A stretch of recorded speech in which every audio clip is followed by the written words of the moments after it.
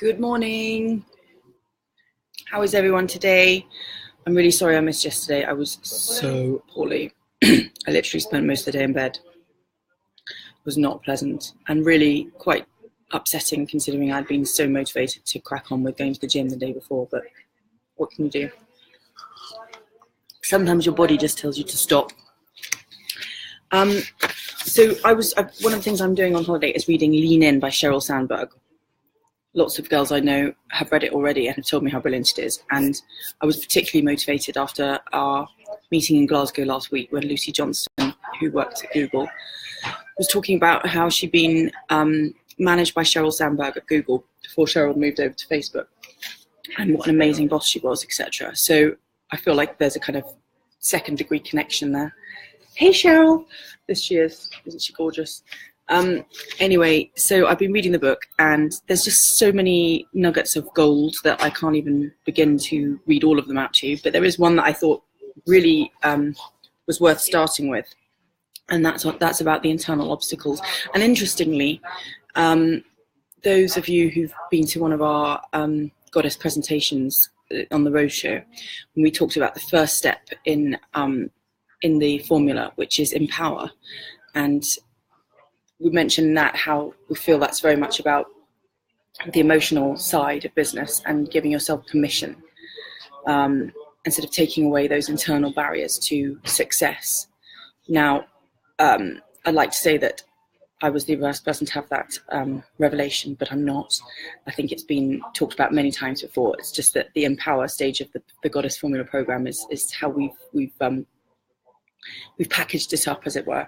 But I just loved what Sheryl said about that area, and I'm going to read you a couple of paragraphs of her book this morning. So she says that blah, blah, blah, blah, blah, blah, blah.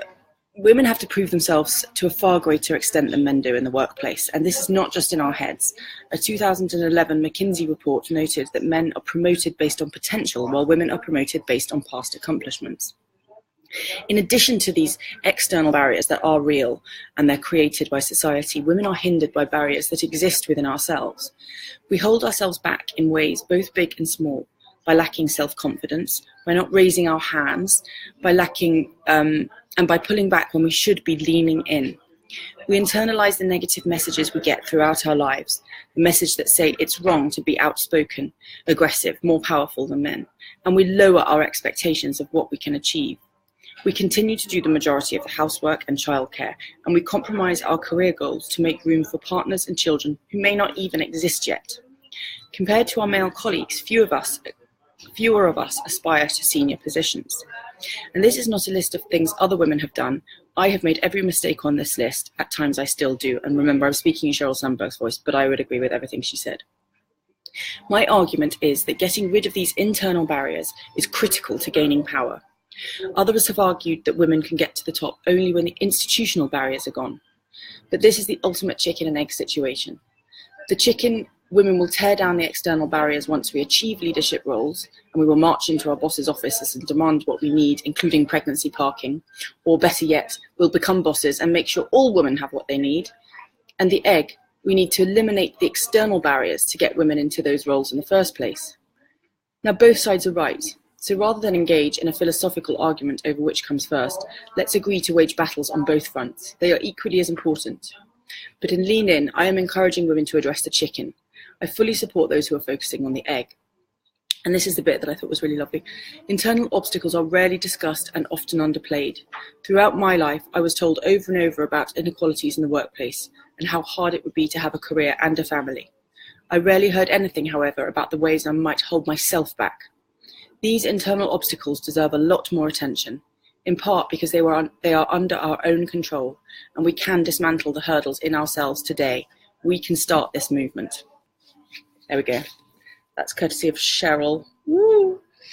It's such a fab book. I'm really enjoying it, and I would encourage everybody to have a read as well.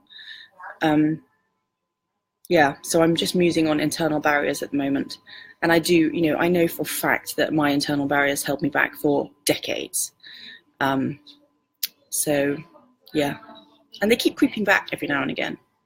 They don't get knocked down and then stay down. They get knocked down and then they just get back up again every now and again. You have to keep pushing them down. Anyway, I have done 2 minutes and 10 seconds so far over, because Georgina says I'm only allowed to do 3 minutes, because that's as much as people can bear of me in the mornings. So I shall wind it up now. Feeling a lot better today and hoping to get on the slopes later, although I've got a poorly child back in the hotel room, so I don't know if that's going to happen, to be honest. One of us will have to stay back and look after him. And guess who that normally is? Okay, have a great day, everyone. Bye.